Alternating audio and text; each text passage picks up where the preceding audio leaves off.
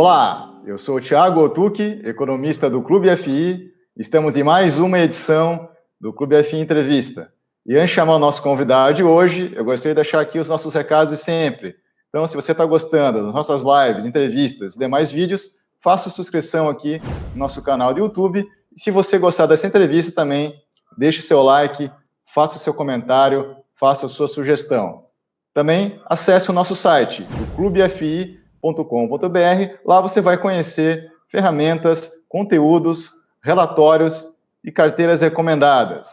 E se você está começando agora nesse mercado, também acesse a nossa área educacional. Lá você encontra também o nosso tradicional curso online, que já está na sua terceira edição. Bom, o nosso convidado de hoje é o professor Baroni, que é analista de fundos imobiliários da Suno Research. Tudo certo aí, Baroni? Tudo bem, Thiago. Obrigado mais uma vez aí pelo convite. Um abraço a você, um abraço ao Rodrigo Cardoso. Estar aqui novamente é um grande prazer. Lembrando da última vez que nós estivemos juntos aí em Florianópolis, você foi sempre muito simpático comigo, e eu acho que eu falo que os fundos imobiliários, eles constroem amizades, e eu tenho certeza que eu tenho a sua amizade, assim como você tem a minha. Obrigado ao Clube FI, obrigado ao Rodrigo, obrigado a você, obrigado ao Nod, todos grandes amigos aí que a gente está juntos mais uma vez aí. Obrigado pelo convite. Com certeza, Baroni. Então, a gente teve a oportunidade de conversar aqui em Florianópolis, né? Nosso encontro aqui de investidores, como você falou, né? A gente acaba... virou uma comunidade, né, de todo mundo que gosta tanto aí dos fundos imobiliários, né, e você fazia um bom tempo que não participava aqui do nosso programa de entrevista, então é uma grande satisfação estar recebendo você aqui. Eu tenho certeza que a audiência vai gostar desse conteúdo, até porque hoje a gente vai falar de um assunto interessante, né, inclusive essa edição é uma edição extraordinária, justamente para a gente falar dessa novidade, né, que é o Suno 30, que é um índice que veio para preencher uma lacuna que estava faltando em nosso mercado de fundos imobiliários, e o Baroni vai explicar aqui justamente todos os detalhes, entre outros temas, né, sobre fundos imobiliários, a gente vai abordar aqui nessa entrevista, no sentido também de como que o Suno 30 vai superar deficiências aí do conhecido nosso índice do mercado, o IFIX.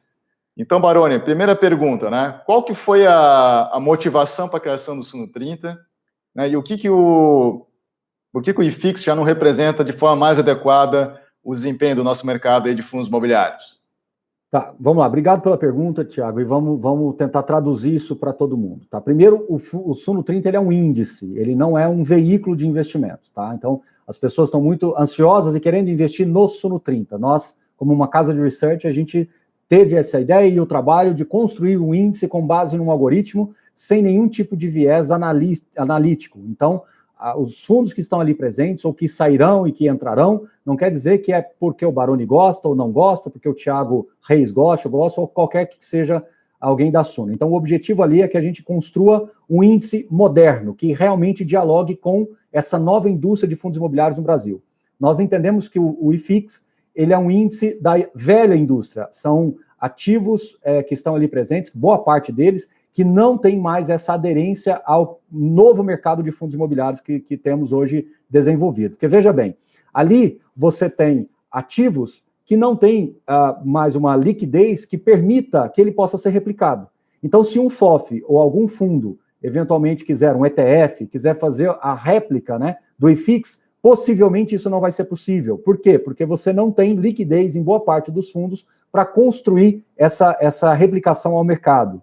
O IFIX ele acabou virando uma cesta muito genérica. Então, quando o IFIX sobe ou ele cai, o que exatamente está desenhando dentro da indústria? Então, a gente não consegue mapear isso muito bem. Né? Muitos fundos ali presentes já não têm mais nenhuma, eu diria, atratividade dentro das prateleiras das próprias gestoras, dos próprios administradores. Então, eles foram ficando lá e a gente entende que o diálogo tem que ir para uma linha construtivista. Então, o Suno 30...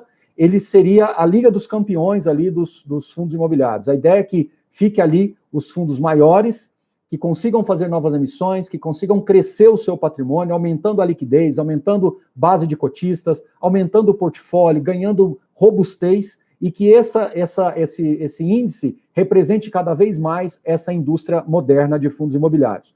Lembrando que o Suno 30 ele parte do IFIX, nós não quisemos anular completamente o trabalho do IFIX que foi construído até agora. Então, nós temos aí o ponto de partida sendo fundos listados no IFIX, tá? Segundo ponto, a gente exclui os monoativos, por entender que os monoativos, eles não são ruins, mas são objetos de investimentos diretos. Então, quando eu compro um PAT Higienópolis, eu estou comprando um fundo especificamente para aquele ativo. E não há como você replicar isso em larga escala. Se nós imaginarmos que hoje somos 850 mil investidores, mas que talvez vamos fechar 2020 com 1 milhão de investidores, ou próximo disso, e daqui a alguns anos nós teremos 5, 10 milhões de investidores, essas cotas, elas não vão mais dialogar com a indústria moderna. Serão fundos bons, não tenho dúvida disso, o PAT Higienópolis é um excelente ativo, tudo certinho, mas ele não é mais replicável dentro da indústria. Você não vai ter os investidores entrantes, os investidores acessando esse produto, porque ele nasceu com um propósito.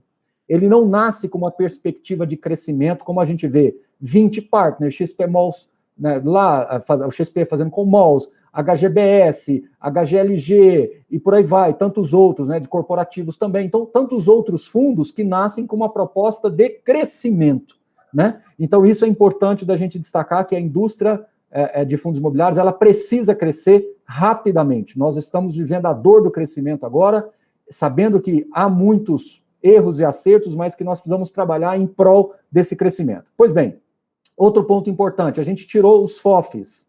Mas, Baroni, vocês não gostam dos FOFs? Não, pelo contrário, eu acho que os FOFs cumprem um papel importantíssimo dentro do mercado. Eles dão liquidez, eles dão acesso a muitos investidores que já querem ter uma cesta diversificada, eles ancoram várias ofertas restritas, então aquelas ofertas exclusivas para investidores profissionais, eles fazem a ancoragem dessas ofertas.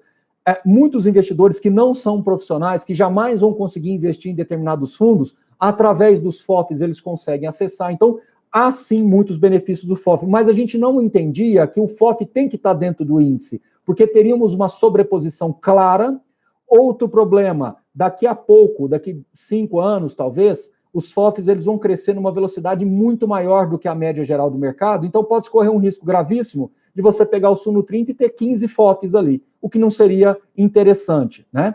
E indo além, os FOFs ficarão cada vez mais multi-estratégias. Os FOFs eles serão equiparados daqui a pouco com os multimercados. Logo, logo, os FOFs vão poder operar vendido, né? Não só os FOFs, o mercado, vão poder operar vendido. Os FOFs estão mudando seus regulamentos para comprar desenvolvimento imobiliário, né? Fazer CRI, estruturar CRI dentro dele, comprar e vender cotas o tempo todo. Multi-estratégia. Eles serão cada vez multi-estratégias, comprando outros tipos de ativos listados no mercado. Então, é a mesma coisa da gente imaginar amanhã um fundo como o verde lá do Stuberg, ou aquele do Alaska Black lá do Breda, ou aquele Apple lá, né, aquele cara também que é muito conhecido no mercado, né, tá listado dentro do Ibovespa. A gente acha que não tem sentido, justamente ao contrário. Os FOFs, eles têm que gerar alfa para o cotista. Então, a ideia é que justamente ele sempre entregue um resultado acima dos índices, acima do IFIX, acima do Suno 30 e desses outros índices que estão chegando também no mercado, e nós acreditamos que outros players também vão desenvolver os seus próprios índices, o que é saudável para a indústria como um todo. E, por fim, um ponto importantíssimo é que os pesos são iguais. Algumas pessoas não entenderam isso, mas a nosso juízo aqui internamente da Suno foi a grande cereja do bolo. Os pesos iguais, ele é justíssimo. E eu explico por quê. Todo mundo sabe que hoje a plataforma da Quineia, que é ligada ao Banco Itaú, tem uma ponta de captação muito forte. Tanto que os 3 maiores fundos são deles. Quineia Renda, Quineia Rendimentos e o Quineia Índice de Preços. KNCR, KNP e KNRI. Logo, logo, o KNHY, que é o High Yield, deve já estar com patrimônio de 1 bilhão. Logo, logo, ele também vai ficar 2, 3, 4, 5. Então, nada. Se a gente fechar o olho e acordar daqui 2, 3 anos, nós vamos ter, talvez, o Quineia tendo os 4 maiores fundos do Brasil. Se nós colocarmos no Suno 30 ou outros índices por peso, quem tem uma ponta de captação muito forte vai acabar tendo muita presença no mercado. Não tenho nada contra a Quineia, muito pelo contrário, sou grande amigo de todos lá, a gente sabe da qualidade do trabalho deles. Mas eu também tenho que olhar para aquele gestor que está ali chegando agora, que não tem uma ponta de captação muito forte, cresce via oferta restrita, né? Como Iridium, ele claramente cresce via oferta restrita, devagarzinho. dando preferência para os investidores, tudo, mas também cumpre o papel dele dentro da indústria. Então, a gente quis colocar pesos iguais, entendendo que, na média, ficaria mais justo, ficaria mais adequado. Então, esse foi o grande desenho. Hoje nós temos fundos de tijolos, fundos de recebíveis, por uma régua muito limítrofe, não entrou de desenvolvimento, mas eu acho que logo, logo, alguns fundos de desenvolvimento também vão pular para dentro do índice, a gente torce para que isso aconteça. Então, entendendo que o Suno 30, ele quer representar a média do mercado da indústria moderna. Nós não queremos ser melhor do que ninguém, nós não queremos ser melhor que IFIX, não queremos ser melhor do que um FOF, ou 2 FOFs, ou todos os FOFs, não queremos ser melhor do que carteiras recomendadas. O Suno 30 nasce com uma proposta de ser a média da indústria moderna, ou seja, excluindo aqueles fundos que não dialogam mais com essa indústria e mais além, indo além. Se um veículo surgir, seja ETF, seja FOF, seja lá o que for, ele consiga replicar o Suno 30, porque o IFIX é irreplicável. Eu estou explicando isso para algumas pessoas e as pessoas agora estão se dando conta. Se eu tivesse um FOF e quisesse replicar o IFIX, e eu tivesse lá um patrimônio de 2, 3, 4 bilhões, se eu tivesse que comprar 1,5% do meu patrimônio de um determinado fundo, eu teria que fazer uma oferta pública, porque é praticamente o patrimônio do fundo inteiro. Então, a gente acha que o Suno 30 ele é altamente replicável, é fácil de ser explicado. Qualquer pessoa que vê esse vídeo, eu estou falando aqui possivelmente por uns 10 minutos, talvez menos até, vai conseguir entender. Então, o Suno 30 é isso. Então, eu falei o que ele é, o que ele não é e o que a gente quer que ele seja. E para concluir esse assunto, eu fico à disposição para você também, obviamente. Se o Suno 30, se você entender o Suno 30 como o marco zero da indústria moderna de fundos imobiliários, eu acho que daqui 5 anos o índice vai ficar ainda melhor. Então, ele nasce bem interessante e ele vai ficando cada vez melhor. Se você fizer uma live comigo de novo daqui 5 anos, eu tenho absoluta convicção de que o Suno 30 ele vai estar o creme de la creme da indústria. Por quê? Os fundos que estão com proposta de crescimento vão ficar cada vez mais presentes no mercado e mais aderentes ao mercado. Então, você, como investidor, Otuki, vai olhar para o Suno 30 e vai se sentir representado por ele, diferentemente do que acontece com o IFIX, quando você olha e vê uma quantidade gigante de fundos ali dentro, muitos que você nem conhece, muitos que você nem consegue comprar, e alguns fundos importantes acabam não tendo peso nenhum ali, não representando praticamente nada. Então, basicamente é isso que é o desenho do Suno 30. E eu fico à disposição, e desculpa pela resposta longa, mas é o desenho do Suno 30, tá? Você já deu uma passada até algumas questões que eu ia ainda perguntar, mas vamos tentar organizar aqui. Acho que um ponto importante ressaltar aqui para a nossa audiência é que realmente o Suno 30, pelo menos por enquanto, né, não é ainda um veículo de investimentos, não vai existir um ETF, né, um fundo passivo, vamos dizer assim. Mas nada impede, né, Baroni? Porque acho que a partir do momento que você tem um índice aí de referência de mercado, né, você poderia ter algum fundo atrelado a esse índice. Né? O IFIX, realmente, se você olhar, concordo contigo, né, ele dificulta replicar, porque são 120 fundos hoje, né, que fazem parte do IFIX. E você colocou um aspecto importante também, que, de repente, queria que você falasse um pouco mais sobre essa questão de você tirar os FOFs e os fundos monoativos, né? Realmente os FOFs, eu também concordo contigo, já fiz até alguns materiais falando sobre os FOFs, que muitas vezes os investidores não entendem, que realmente você tem que entender ele como uma gestão realmente ativa e agora nessa versão mais moderna, realmente ele vai estar muito mais próximo do realmente um fundo multimercado, né? Como a gente tem os chamados hedge funds, né? E os fundos monoativos estão dentro do índice realmente, como você falou, dentro da indústria moderna, que você está tendo uma taxa de crescimento de mais investidores. Se tivesse só o IFIX, você daqui a pouco vai começar a travar a indústria. Então, esse aspecto que eu queria que você falasse mais, porque daqui a pouco a gente vai ter 2 milhões de investidores e você vai continuar tendo aqueles monoativos. Quer dizer, isso, por exemplo, talvez seja um dos motivos que até hoje a gente não tenha, por exemplo, como tem o BOVA11, né? Você pode comprar lá o Ibovespa, né, no formato do ETF. Você acha que talvez essa dificuldade, né, de a gente não ter, por exemplo, um ETF que represente o IFIX, quer dizer, o Suno 30 ele poderia, né, substituir e viabilizar isso?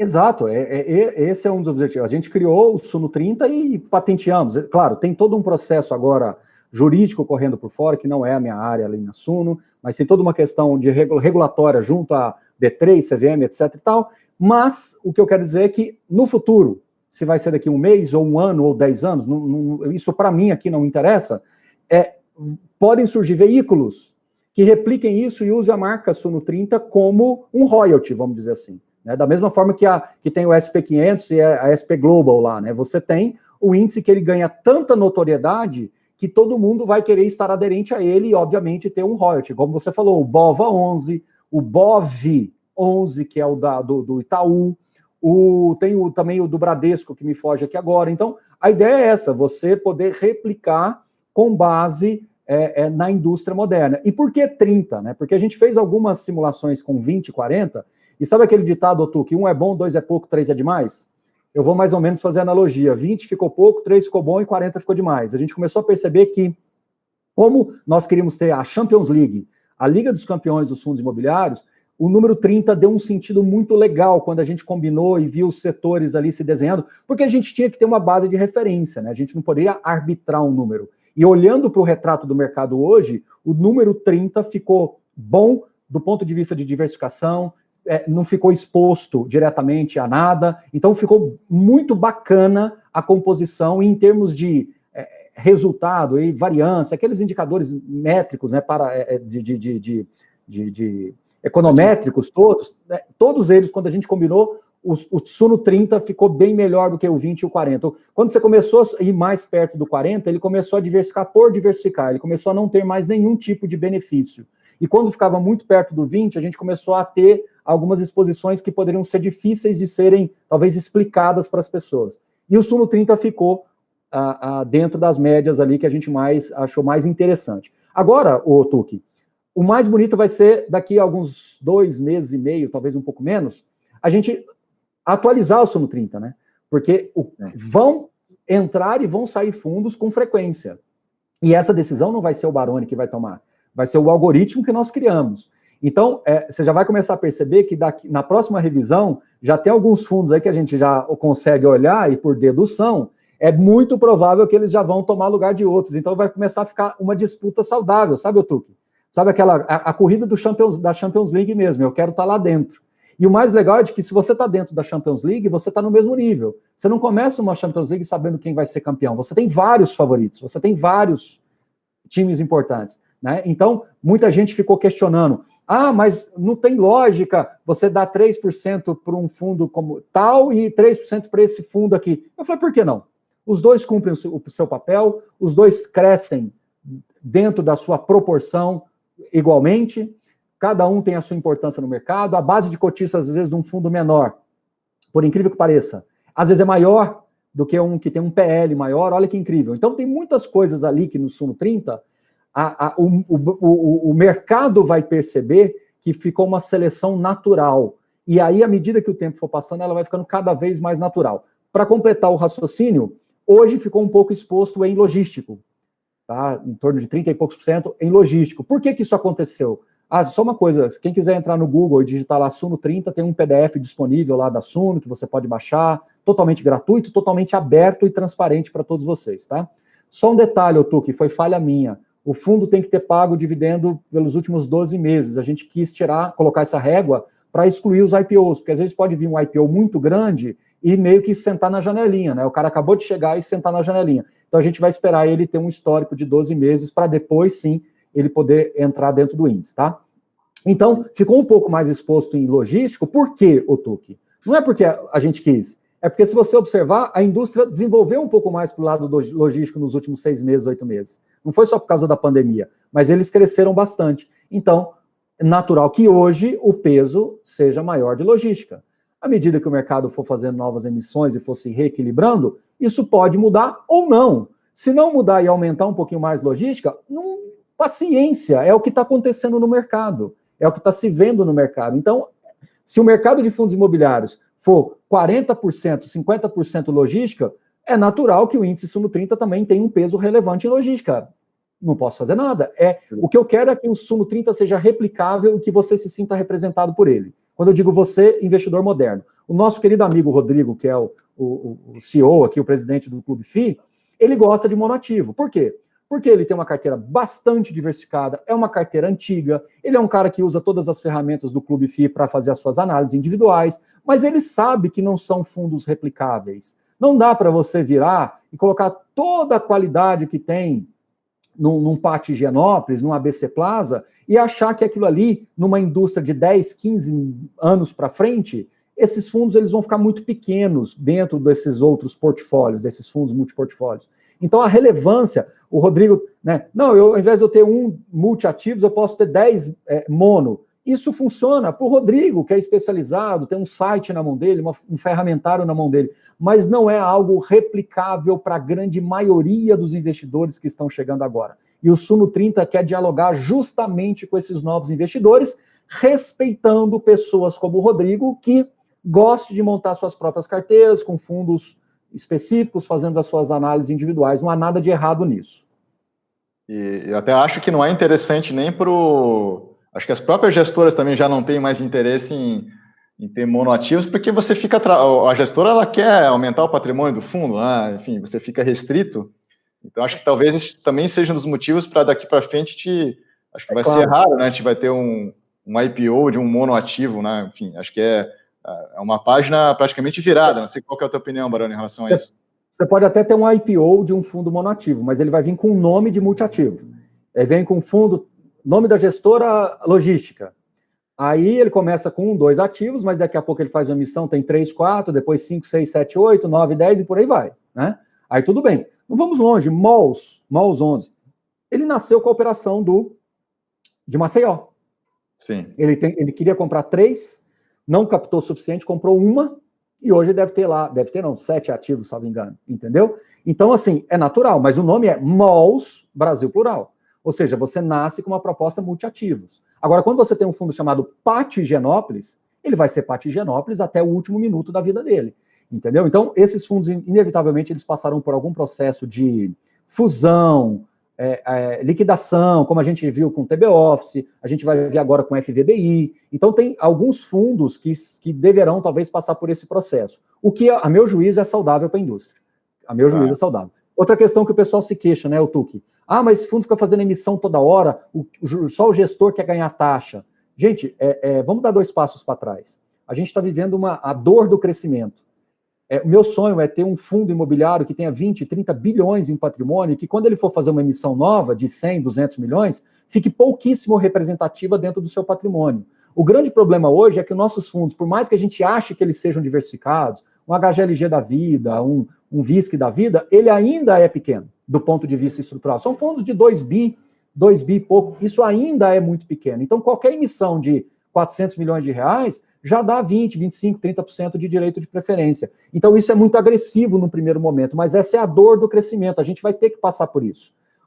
E outra coisa, muita gente não consegue enxergar o valor nas novas emissões porque só está olhando o valor da cota. Você tem estratégias e subestratégias de arbitragem, flipagem, etc. Não estou querendo incentivar ninguém a fazer isso, mas eu quero dizer para vocês que é um valor agregado eterno, perene para os fundos que fazem várias emissões. Então, de hoje até a eternidade, a perenidade, se você tiver um fundo que sempre faz emissão 1 ou 2 vezes por ano, por maior ou menor que seja, você como cotista vai ter uma preferência que pode ser negociada, ou você pode fazer uma pequena arbitragem ali, e você sempre pode estar potencializando o seu ganho. Então, os benefícios do fundo em crescimento, eles existem, mas é que muitas das vezes, alguns investidores enxergam só as dificuldades. Eu estou de acordo, nós temos que ajustar a taxa de performance, nós temos que melhorar as despesas do fundo para saber se realmente vai ser cobrado um percentual de receita, um percentual... Mas tudo isso é um fórum, é uma pauta para quando você tiver uma indústria grande. Porque se você tiver os fundos crescendo e você fizer um ajuste por receita, você pode até piorar a situação. Você pode fazer o gestor forçar determinados movimentos, justamente para gerar receitas adicionais. Então, você tem uma série de questões. Taxa de performance é outro problema que a gente está tentando tratar, tirar da cabeça dos gestores o percentual do CDI, que está na cabeça dos gestores desde Adão e Eva, não é só agora dos fundos imobiliários. Os fundos multimercados, fundos de ações, todos eles foram construídos assim. Só que agora, de repente, a gente pode ter um cenário de, ao invés de ser percentual do CDI, ser CDI+. Então, veja, Tuque, onde eu quero chegar com tudo isso, qual é a mensagem que eu quero passar para o seu público aí. é de que nós estamos vivendo a dor do crescimento, e quando a gente está crescendo, assim como um ser humano, né, um adolescente que está ali desenvolvendo, acerta-se e erra. Por isso que você atinge a maturidade. Só que não tem como você sair da infância e chegar na maturidade plena, na fase adulta, sem passar por esses erros e acertos. Então, o que a gente fala é ir fazendo essa calibragem, esse ajuste fino. Sim, não, com certeza. O mercado financeiro é assim, realmente, até pela minha experiência aí de tempo também estar no mercado, mas também estudando, né, a história, enfim, o regulador, a CVM, ou a SEC lá fora, nunca consegui criar a instrução perfeita logo no início. Isso vai evoluindo, né, porque o mercado vai mudando também, as gestoras também nunca vão acertar a melhor forma, como você falou, taxa de administração, se vai ter performance, enfim, todas essas questões que você está falando. Mas eu queria voltar aqui, Baroni, em relação à metodologia do Suno 30, porque o IFIX, então, tem lá aquele índice de negociabilidade, né? Quer dizer, o que interessa ali é meio que volume, né, ponderado pelo número de negócios, enfim, como não tem esse critério também de corte, você acaba entrando monoativo, FOF e tudo mais. Como é que funciona essa metodologia especificamente no Suno 30, né? Quer dizer, tem a limitação de 30, pesos iguais, restringe a entrada de monoativo e FOF, mas daí como é que fica a efetiva entrada nesse ranking que você está chamando da Champions League? Então, a primeira linha de corte ele está no IFIX, né? Por exemplo, tem um fundo que a gente gosta, um fundo que está ganhando tração no mercado, que é o RBR Properties. Ele é um fundo que não está no IFIX, então ele não está no Suno 30. No dia que ele entrar no IFIX, possivelmente ele pode pular para dentro do Suno 30 em algum momento. Então, assim, a primeira linha de corte é estar no IFIX.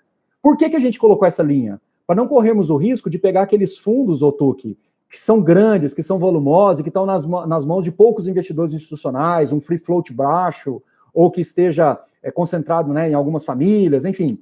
A gente quis tirar esses fundos do jogo. Por quê? Como a gente quer um índice que seja facilmente replicável e explicável, a gente quis tirar. Então ele parte do IFIX. Depois pega os 30 maiores volumes que não sejam FOFs, que não sejam mono. Basicamente é isso. É muito simples de explicar. Baroni, é simples assim? É. Mas você não está preocupado com liquidez? Não, porque a gente entende que quem está nesse Suno 30, que já é multiativo, ele já está com uma régua de liquidez alta. Baroni, como é que você tem tanta certeza disso? Porque nós fizemos várias simulações. Então a gente não quis ficar colocando, tem que ter no mínimo 1 milhão de liquidez. Porque sabe por quê, Tuki? Porque se amanhã, como a gente está numa indústria em crescimento, você lembra, Tuki, a gente que tem uns cabelos brancos, já tem umas barbinhas brancas aqui, você lembra quando os BBPOs da vida, os BRCRs da vida, os HGRE, negociava muito, era 800 mil, 1 milhão e pouco, né? Hoje, os que negociam razoavelmente bem já estão na casa dos 5, dos 6, dos 7 milhões, né? Aqueles normais, assim. Eu tenho quase plena convicção que em 2021 a gente já vai começar a ter uma régua de 10 milhões e pouco. Então a gente não quis colocar isso no Suno 30, porque a gente entende que quem for ali, patrimônio grande, multiportfólio e crescendo, ele já vai ganhar liquidez normal. Para que a gente não quis colocar base de cotistas também? Porque se ele já veio do IFIX e já está crescendo, a base de cotistas também estará crescente. Então a gente quis simplificar, porque se você olhar essas contas, fórmulas, porque tem que pegar a média de não sei o quê, a variância de não sei de onde, dividir, igual o Thiago fala, né? Um monte de letra grega lá para fazer variância, covariância, etc e tal, e no final ninguém vai entender. Então, Baroni, tem critério de liquidez? Não. Você preocupa com isso? Zero. A minha preocupação com liquidez é zero. Quando eu digo minha, em nome da Suno, zero. Porque quem está no Suno 30 vai ter liquidez, por natureza, entendeu? Então, essa explicou para você, Tuki? Não, com certeza. Eu não estava lembrado que tem esse primeiro critério que tem que estar no IFIX. Então, se tem que estar no IFIX, eu também não teria essa preocupação, porque eu tenho certeza que os 30 ali vão ter uma liquidez mínima, né? Vamos dizer assim, né? Já é Palmas para você. Isso aí, Tuki, tá vendo? A gente já, por tabela, já eliminamos regras usando a simplificação. É isso aí. E aí, realmente, o IFIX tem que nem Ibovespa, né? Aquela forma toda, né? De chegar naquele índice IN, né? Negociabilidade. Aí tem uma série de restrições que tem que ter presença mínima em X pregões e aí a coisa vai complicando e ninguém entende aquele índice, né? Então acho que Tuki, nós somos pragmáticos. Sim. Abra o Suno 30, não estou falando para você fazer isso agora, abra o Suno 30, qual que é a chance de um daqueles fundos que está lá não negociar uma cota por dia? É provável? É possível? É. Probabilidade? 0,0000 nada. Vamos ser pragmático? Para que fazer uma fórmula se eu sei que... Sabe? Então, para a gente isso foi muito valioso. Por isso que é um índice moderno, porque ele é simples. E Baroni, como é que está agora nessa primeira... Então, ele vai ter uma atualização que é trimestral, correto? É isso? E como é que está... E como é que tá a composição dele agora, por exemplo, assim, setorial? Você falou que tem mais logística, né? Mas como é que está essa composição dessa primeira versão do Suno 30 aí? Agora você me pegou, eu vou ter que abrir aqui na internet, mas eu vou dando em grandes números, tá? 60 e poucos % tijolo, 30% papel, entendeu? Então, isso foi uma questão natural. Aqui, deixa eu ver. Inclusive, você pode ir no Google e colocar Suno 30, vai aparecer Suno Research, barra Suno 30, todo mundo consegue abrir esse PDF gratuitamente, não tem nenhum tipo de cadastro ou nada que pode ser feito, tá? Eu vou colocar na descrição aqui da nossa entrevista também o link direto, né, para poder acessar, até porque eu já vi o documento, já está bem simples de ver isso também, né? Está bem simples de ver. Mas é porque são números, então eu quero te dar uma resposta mais assertiva. 60% tijolo, 33,3% papel e 6,67% híbrido, tá? Com relação aos fundos de tijolos, 38,89% galpão, 22,22% shopping, 22,22% escritório, 11,11% bancário e 5,56% educacional. Então, o desenho macro é esse, tá bom? Baroni, ele tem correlação com o IFIX? Óbvio que tem. Seria bizarro se não tivesse. Primeiro, que ele parte do IFIX, segundo, que ele já tem uma representatividade grande dentro do IFIX. Mas a nossa ideia não é ganhar do IFIX, nossa ideia é entregar algo que seja replicável e que dialogue com o IFIX. Baroni, você acredita, agora é uma suposição, você acredita que ao longo do tempo a ideia é que o Suno 30 vá se distanciando do IFIX? Eu acredito que sim. Vai se distanciar exageradamente muito, fazer uma boca de jacaré gigantesca? Acho que não. Eu acho que ele vai naturalmente se distanciar. Então vai ser uma média que vai talvez estar sempre rodando um pouco acima da média do IFIX ali. Então a ideia é essa. Mas a grande verdade é que a gente quis fazer um índice que fosse replicável, em que todo mundo conseguisse olhar, entender, e se ele quiser fazer igual, ele consiga fazer igual. O IFIX, como você falou, não, por que, Tuque, vamos ser pragmático mais uma vez aqui. Por que é que até hoje, com 9 anos ou 10 quase de IFIX, não apareceu nenhum veículo para replicar? E quem tentou desistiu, que foi um fundo chamado FIX11, FIX11, que ele nasceu dentro do Banco Fator, hoje ele virou o RBFF lá da Rio Bravo, que está no FOF lá, né? E ele desistiu, apesar do PL pequenininho, 30 milhões, se eu não estiver enganado. E ele desistiu, por quê? Porque se ele tivesse 100, 200, 300, 1 bilhão de patrimônio, ele não ia conseguir replicar o IFIX. Tem fundo ali no IFIX para você comprar 30 milhões dele, você vai ficar 6 meses, 1 ano para comprar. E se ele sair, você fica mais 6 meses, 1 ano. Olha, isso é absurdo. Eu preciso ter uma coisa marcada a mercado todo dia ali, eu preciso ter uma agilidade todo dia, né? 120 é muito acaba entrando muitos fundos com pouquíssima liquidez, né? Então, realmente, é impossível realmente você ter um veículo de investimento que consiga replicar isso daí, né? E Baroni, já está aí em negociação com a B3 para a gente poder ter esse sinal desse índice aí, porque a ideia também, até eu vou colocar aqui, que o Suno 30 vai estar logo mais aí vai depender dessas questões operacionais, mas logo mais vai estar também disponível no Clube EFI, lá na plataforma, hein? Legal, show de bola. E sim, logo vai ter o sinal dele. Baroni, quando? Não faço ideia, porque existe todo um processo jurídico e regulatório, mas pelo que eu vejo o pessoal se mexendo aqui no grupo e falando tudo, mas aí é o que eu falo, né? Eu cumpri o meu papel de ajudar na criação e estou cumprindo o meu papel de ajudar na divulgação e na explicação. Mas por detrás dos bastidores tem muita gente ali trabalhando juridicamente, enfim, questão de patente, questão de registro, questão de replicação e etc. Então, isso logo deve ter, Baroni. Quando? Exatamente eu não sei, mas logo deve ter. Então, você vai conseguir abrir o seu home broker, tá lá piscando Ibovespa e FIX, vai estar lá piscando também o Suno 30, né? Exatamente, essa é a proposta. Não, legal, Baroni. E mudando totalmente de assunto, agora partindo para a segunda parte aqui da nossa entrevista, enfim, vamos tratar de outras temáticas. Então, Baroni, quais são as principais lições aí que os investidores de fundos imobiliários podem tirar desse impacto da pandemia lá, desde final de fevereiro, começo de março aí? Você que está acompanhando bem todos esses meses, conversando com muitos gestores, enfim, o que você poderia falar sobre essas questões das lições aí?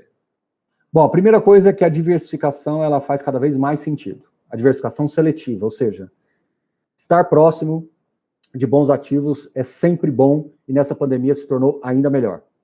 Porém, uma pandemia, ela gera efeitos sistêmicos. E como efeitos sistêmicos, você consegue se proteger até um determinado ponto, tá? Depois você tem que sair da classe que você está ligado e virar para uma classe completamente diferente. Então a diversificação teria que abrir mais o leque, né? Dolarizar a carteira, investir em outros veículos. Mas como foi sistêmico em escala global, você teve um impacto, e isso aconteceu, e eu falei em algumas lives, que o mercado ficou disfuncional, o mercado perdeu a lógica. É como se aquilo que funcionava como hedge, como proteção, parasse de funcionar, aquilo que você tinha como um ativo seguro, ele deixasse de ter. Isso teve um determinado momento, mas depois ele foi se regularizando e aí a lógica foi sendo retomada. Então, diversificação é cada vez mais importante, primeiro ponto. Segundo ponto, esse para mim foi a maior de todas as lições e eu quero falar isso para sempre. Fundo imobiliário é consequência de uma economia forte. Se você não tiver uma economia forte, pujante, o fundo imobiliário perde força. Tá? Então isso quer dizer o quê? Se você pegar um país extremamente pobre, em um continente qualquer, você vai perceber que ali não tem fundo imobiliário. Por que não tem fundo imobiliário? Porque não tem geração de riqueza, não tem geração de fluxo. Então não faz sentido você ter esse veículo. Por que nos Estados Unidos é a maior indústria de fundos imobiliários? Porque é uma das maiores economias do mundo há muitos anos. Então eu acredito que a gente precisa brigar muito, no bom sentido da palavra, de sairmos forte, com a nossa economia forte dessa pandemia, para que a nossa indústria de fundos imobiliários não se enfraqueça. Tá? Outra lição, contexto de juros baixos e inflação sob controle, ela é assim, o soro da pandemia. Então, se você estiver mal, quando você entra nesse ambiente de juros baixos e inflação sob controle, parece que você relaxa um pouquinho mais e começa a ver que existe alguma luz ali no fim do túnel. Se a gente tivesse entrado nessa pandemia com juros altos, inflação meio que querendo descontrolar, certamente a indústria de fundos imobiliários hoje estaria completamente diferente do que a gente está vendo hoje no mercado. Tá? Então, eu acho que são 3 grandes aprendizados.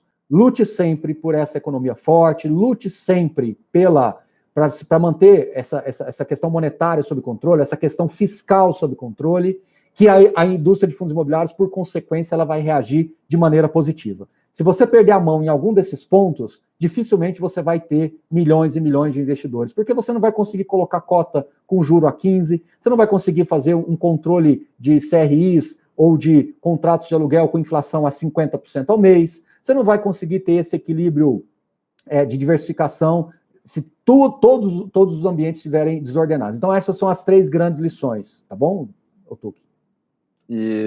Não, interessante, realmente concordo contigo também, são lições importantes, e até porque eu fiz essa pergunta, porque se você olhar o crescimento, né, do número de investidores, acho que mais da metade dos investidores estão há menos de um ano aí no mercado, então o pessoal entrou no mercado, logo já levou essa pancada sem completar um ano, né, como investidor de fundo imobiliário, então já ficam com essas lições aí, né, e Baroni, então, desde esse grande impacto aí que teve em março, né, que foi aquelas sucessivas, né, quedas na Bolsa, enfim, o FIX veio junto também, tudo que passou, né, já estamos aqui no mês de julho, você, olhando por todo o ambiente macro, não só a questão do fundo imobiliário, você está mais otimista com o mercado de fundos imobiliários do que estava lá em março, e se você acha que tem algum setor aí que está mais resiliente aí nos próximos meses? Eu estou moderadamente otimista por um motivo simples, tá? Eu acredito que a gente vai ter realmente alguma solução dessa pandemia até o final do ano. Isso quer dizer que transita entre o controle natural da pandemia, ou seja, a pandemia vai fazendo os estragos dela, mas depois ela naturalmente corrige aquela curva, aquele desenho tão famoso que a gente viu, ele caminha então para baixo e isso vai dar mais segurança para as pessoas transitarem, ou que seja através de uma vacina ou uma medicação eficiente. Eu acho que logo a gente vai começar a ter algumas novidades com relação a isso.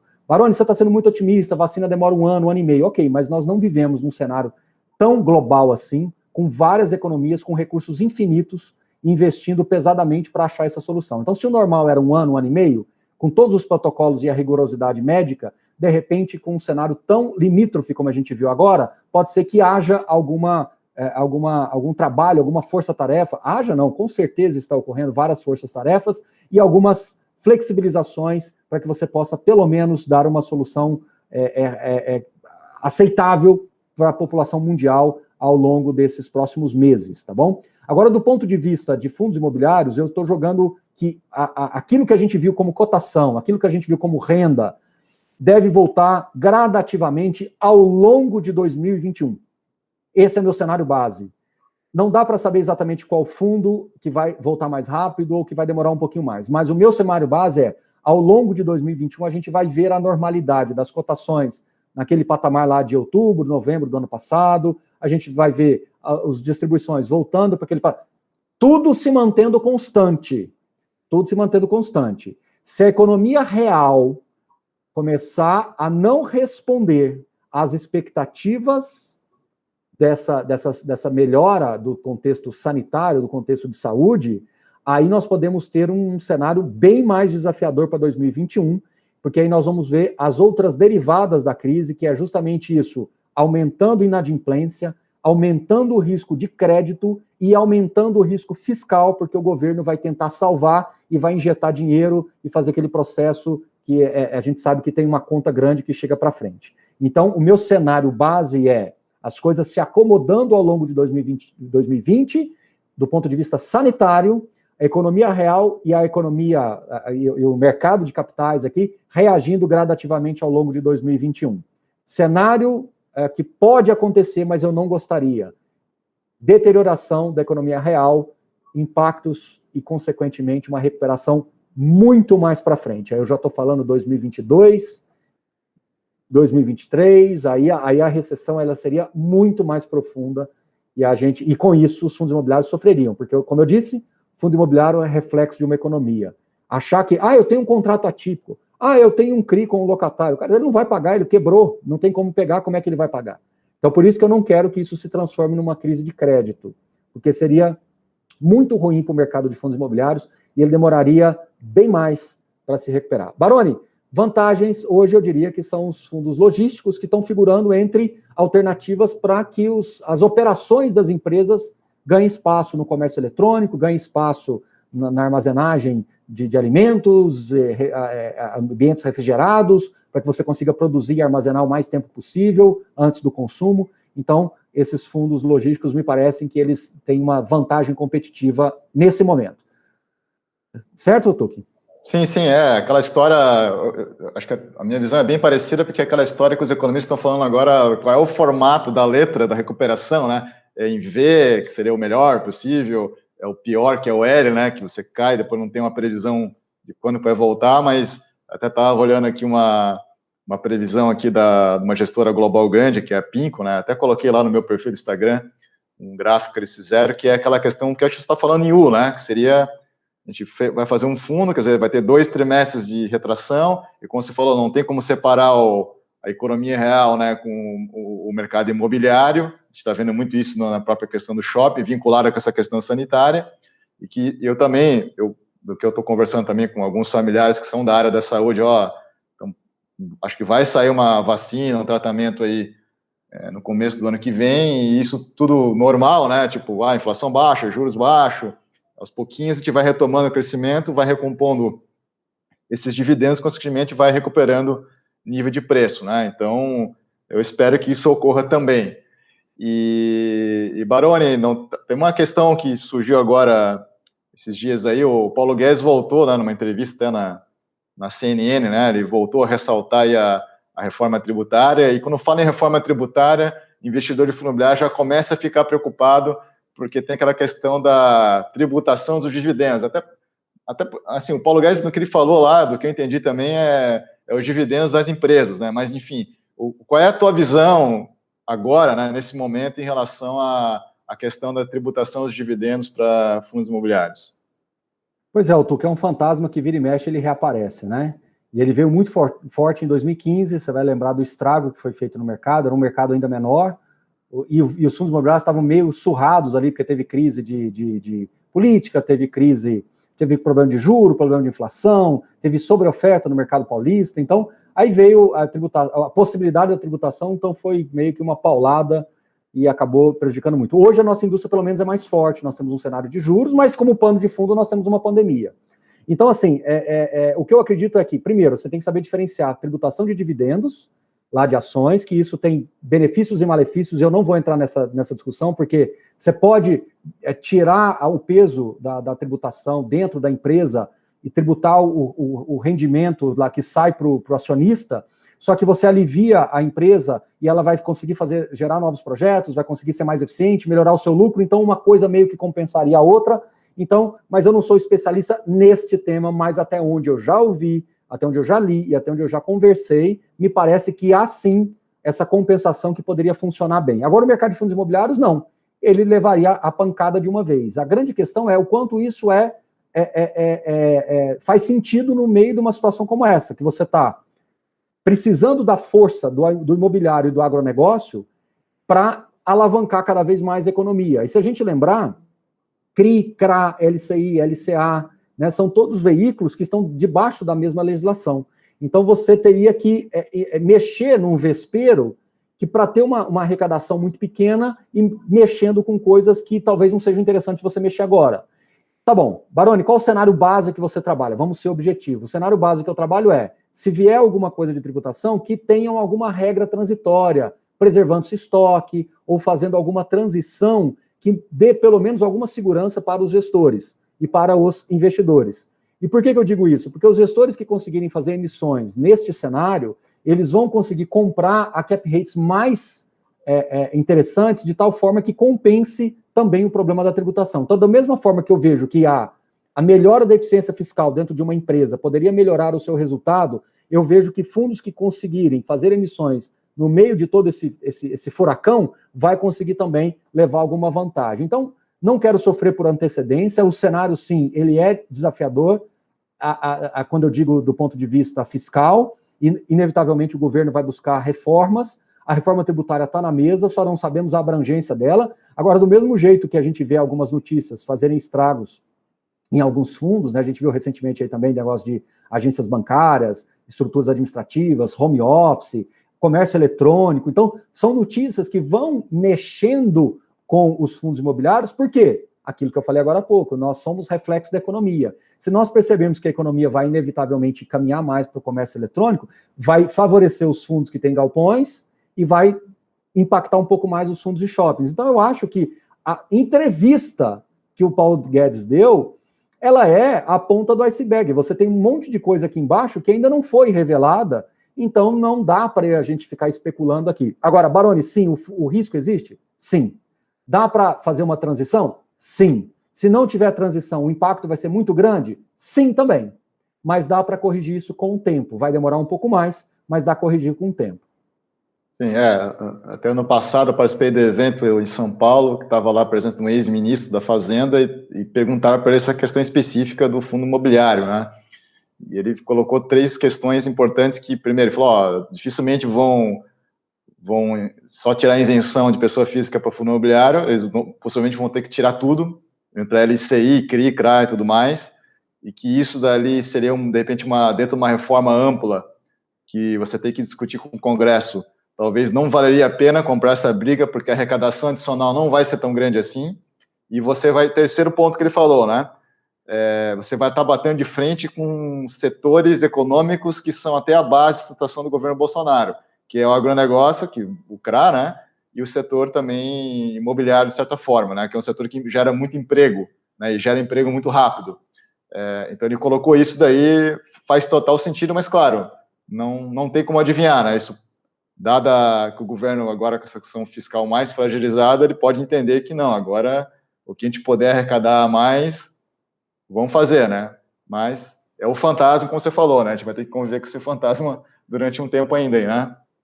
Vira e mexe, ele volta, né? Só que agora eu acho que alguma coisa definitiva a gente vai ter, porque me parece que a reforma tributária é o pão de queijo assando ali, já está saindo do forno, porque a partir do momento que liberar com mais facilidade a formação das comissões, eu sei que está tendo muita coisa remota, né? Mas a partir do momento que isso ganhar mais velocidade no Congresso, me parece que a reforma tributária é a bola da vez, né? Então, a gente já tinha levantado essa questão lá atrás, achando que a da Previdência e a tributária poderiam caminhar juntas, mas aí a tributária teve a previdenciária teve tanto desgaste político que acabou não conseguindo, mas aí ficou para 2020. Veio a pandemia, empurrou para o segundo semestre. Me parece que não tem mais para onde fugir agora. Eu acho que tem que ser a reforma tributária a próxima bola da vez. Então, alguma coisa nós vamos ter de muito positivo ou de muito negativo. Tomara que quando o pessoal estiver pautando esse tema, que pessoas ligadas aos negócios fossem consultadas e que a regra de transição ficasse clara e que você pudesse ter alguma coisa parecida com o que teve com a poupança, né? Poupança velha, poupança nova, que a gente tivesse as cotas antigas, as cotas novas, com uma data de corte, até para preservar o estoque, né? Então, enfim, acho que há sim algumas formas de você conseguir fazer uma transição. Essa é uma delas. Há outras que podem ser discutidas também.